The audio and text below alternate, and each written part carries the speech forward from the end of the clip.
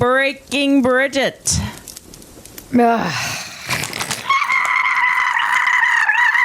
The mainstream media continues to insist that we're all just crazy and viewing deceptively edited videos and Biden isn't actually old, which it makes as if the mainstream media hasn't shredded enough of its credibility and turned people away since COVID times. They're deciding to set what's left of their shreds of credibility, if they have any whatsoever, on telling the American people that Biden isn't old and that he's not clearly in mental decline.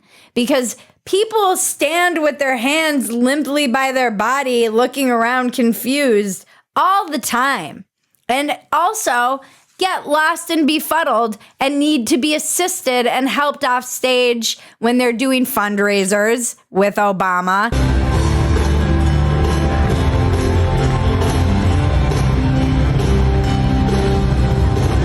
Or when they're at a paratrooper demonstration and people need to wrangle you because you just drift away.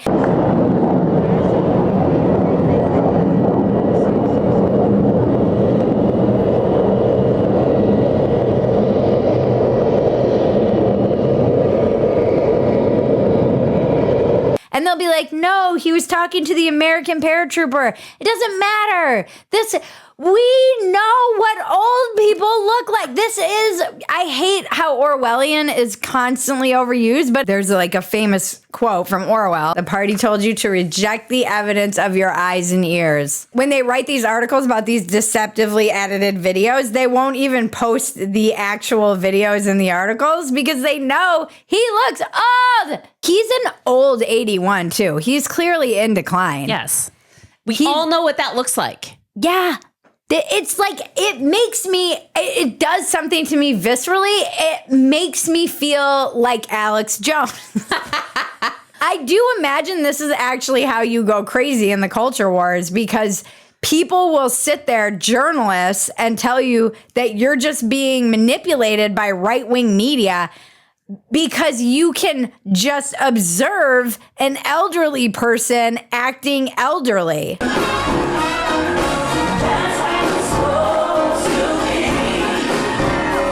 Like, we all have aging people in our lives. We've seen what happens. Even the way he walks, it's very frail. He can't take a fall because he'll end up in the hospital with a broken hip. We all know this, and yet I again hate the overuse of this term, gaslit, but this is gaslighting. This is telling people that they're crazy for noticing something that is very observable to literally all humans on Earth. It makes me crazy. It makes me crazy. And then just like bullying you into having to vote for him. Like, oh, well, he's our only option. Like, we're going to get to the point in America where you have two literal corpses and they're going to be like, well, that corpse is the less decaying one than this other corpse. I feel like this is also backlash too to the Wall Street Journal did a piece on June 4th, behind closed doors, Biden shows signs of slipping. And they like talked about his age and it was like, this is the closest any mainstream media outlet has come to being like, he's fucking old and not doing well. The funny thing is the DNC and all of its mouthpieces and all of these people will come out and they'll be like, actually, Biden is like doing backflips behind closed doors. They'll try and tell you that there's this secret version of Biden that we never see, who's actually quite spry. And on top of it, it's like, okay, well, show us those videos then. We never see those videos. Or bring that Biden out next time. That Biden doesn't exist. He should be enjoying his time with his grandchildren. It is so wrong. We've been saying this since the last election. Like, I never would have fucking got sober if I had known that it would mean I had to go through 3 Trump elections. 3. Are you fucking kidding me? And 2 of Biden and Trump. The worst elections of our lifetime. And maybe America's entire history. It's so funny because there's such a disconnect between when you go out and see a lot of comedy, you see how the comedians are making fun of both people all the time and how insane they both are and how stupid and demoralizing this election is. And everyone in the audience laughs collectively, no matter where they might sit on the spectrum or who they're voting for.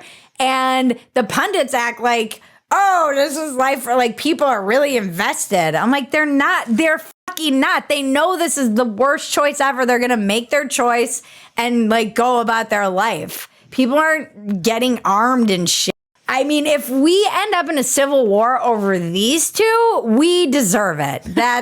I'm sorry. That's pathetic. This should just be like an election we all just try and forget in 4 years. Here at Phetasy, we are kicking off a fun summer challenge, the Touch Grass Challenge. If you want to join us and be a part of the community of people who are going out into the real world and living life as embodied humans, please sign up for our free newsletter at Phetasy.com and you will get the PDF. It's super easy. Just go to Phetasy.com, enter your email, and the PDF will come to you, and you can join us for the Touch Grass Challenge, and we will all share pictures and photos and adventures together, and it's going to be so much fun, and we're going to shore up our soul defenses before the craziness of the 2024 United States election. We're all going to need it. You've probably already heard of Bone Charge, the holistic wellness brand with a huge range of evidence-based products to optimize your life in every way. And I'm aging like the witch in Tangled. I've been noticing wrinkles, fine lines, sunspots. I've been using their red light face mask and it's amazing. I use it for 10 minutes every night. It boosts collagen and elastin production. It's super lightweight on the face and it doesn't get hot. Red light therapy has been reviewed in over 4,000 peer-reviewed studies with 400 plus being double-blind placebo trials. Not one has shown any negative side effects. It also helps with wrinkles and fine lines, sore jaw, eczema, migraines, acne, scar tissue, wound healing, relaxation, razor burns even. I used to lay on one of their mats to recover after a long day of working on a farm, and it was incredible. Go to bonecharge.com/Bridget and use coupon code Bridget to save 15% off.